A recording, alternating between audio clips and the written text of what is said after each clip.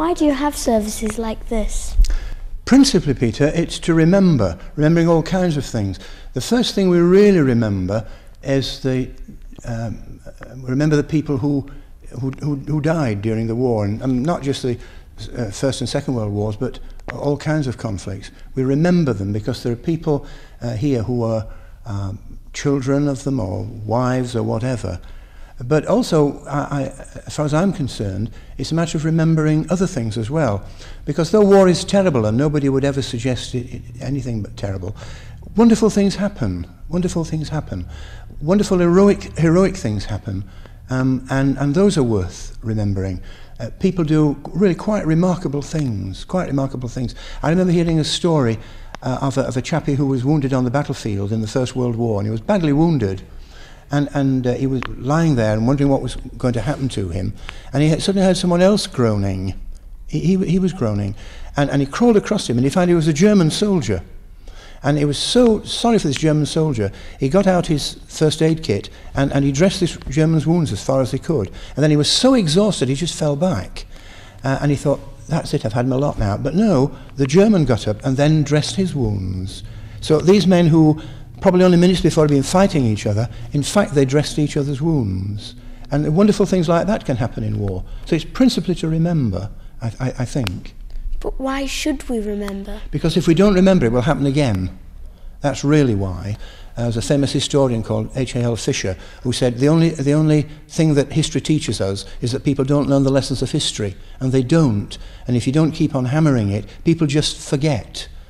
So that's why we remember, so that it doesn't, hopefully, fortunately it often does, but hopefully it doesn't happen again. That's why we remember. Can you really comfort people? Yes, I think so. Because people come to a service like this, and they're full of grief, and they've probably held that grief for years. And you will sometimes see people in the congregation crying.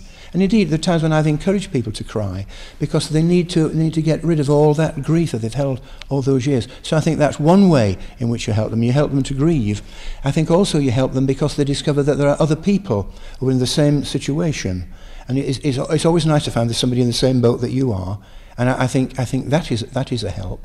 And I personally, of course, as a Christian, as a minister, I think we bring them into an atmosphere like this where we say, yes, these things are terrible, but God is there with you. And we remind them of the fact that Jesus suffered, Jesus died, he knows what it's all about. And so we bring them into the presence of God. If I had lost someone in a war, what would you say to me? Well, first of all, I would ask you to talk about it. I wouldn't sort of trot out any platitudes, but I'd ask you to talk about it, because I would want you to come to terms with the fact that you've lost somebody, because we need to do that. I'd get you to talk about it. If I thought I could prompt you to cry, I would prompt you to cry, because that would help you to cope with that. And then again, as a Christian, I would say to you, look, you'll find God in this. The strange thing is that we do find God in these situations. And somebody might say, well, I'm not sure I believe in God. Then I would say, well, just open yourself, and imagine that God is there. Imagine that he's there, and see what happens. And often in those circumstances, people do in fact find that God is there. So I would get you to talk about it, and then I would try to bring in the fact that God is there and that God can help you in that situation. Thank you. I'm feeling differently about all this now.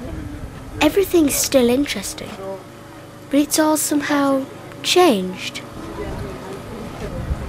I'm in a time where everything was hard, and yet everybody seemed to keep their spirits up. Everybody did something to help the war effort. I've been learning about the WVS. That's the Women's Voluntary Service. Royal Voluntary Service now. Today they're providing food, like they did in the war. They seem to be everywhere. They were in the Blitz, helping to find relatives in areas which had been bombed. They even went into Europe with the soldiers. But the women at home were still in danger.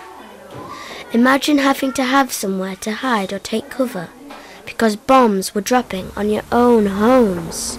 That's why we had Anderson shelters. They were built into the ground and covered with earth that had been dug up. Then we grew vegetables on it.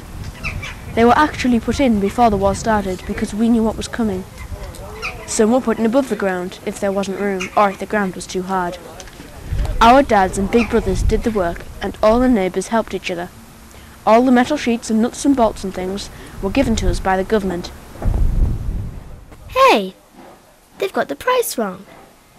It should be 10 shillings, not 50 pence. I didn't know they had hot dogs in the war. From the films, I thought they were new from America. Not bad. Anyway, I was thinking about other things when I met Lieutenant Colonel Roberts. He's one of the people who started Combined Operation Sheffield. Mind, you have to listen carefully. He uses long words, even French sometimes. The raison d'etre for what we do, I suppose, is lest we forget. There was a period in our time since World War II when it has been forgotten. We forgot the sacrifices.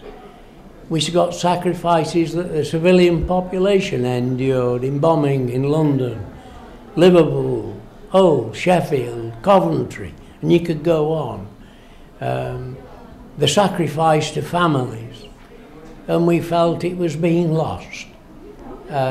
We're not alone. There are many other reenactment societies and events across the country which do what we do, perhaps with rather a different emphasis. If I might, something that strikes me, there's a very pertinent little 4-line poem that was done by E.A. Walmsley, and it's entitled 1914. And today it's more pertinent than ever because of the tragedy of Iraq and Afghanistan, not in political terms, but in human life terms, and they said, "It shall not happen twice.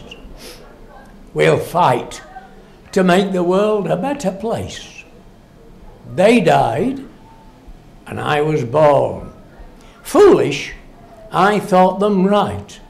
They lied. To me, it says it all. I don't think he's actually angry, just very sad. They were fighting for our freedom. I knew that before, but when you meet all these people, you start to get the message.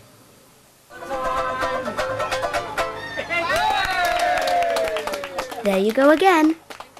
Everybody enjoying themselves. Happy one minute and sad the next. Is this the wartime spirit? I bet they even made jokes about the air raid sirens. We did not. The sirens were awful. You just never knew when. It suddenly happened. The air raid warning. It was an awful, wailing, howling, moaning sound. And it certainly wasn't funny. You might be asleep in bed, listening to the radio, in school, anything. And whatever you were doing, you had to stop. Immediately. No messing. No time to get dressed in the night. It was overcoats over your night clothes, and straight to the Anderson shelters. But that siren, horrible. And we had 6 years of it. 6 years of it, and still you make jokes. I'm not sure what I really think about it all now. I'm still only 10, so it's hard to make up my mind. But I do know the soldiers must have been very brave. And the sailors, and the airmen as well. In fact, everybody, including the people at home, working on the land, digging for victory, put that light out, and everything else. I'm glad I came. In fact, if the re-enactors and the railway do it again next year, I'm going to ask if we can come back. This all takes a lot of getting used to. Funny, isn't it? I've got lots of memories of the war now. And I wasn't even there.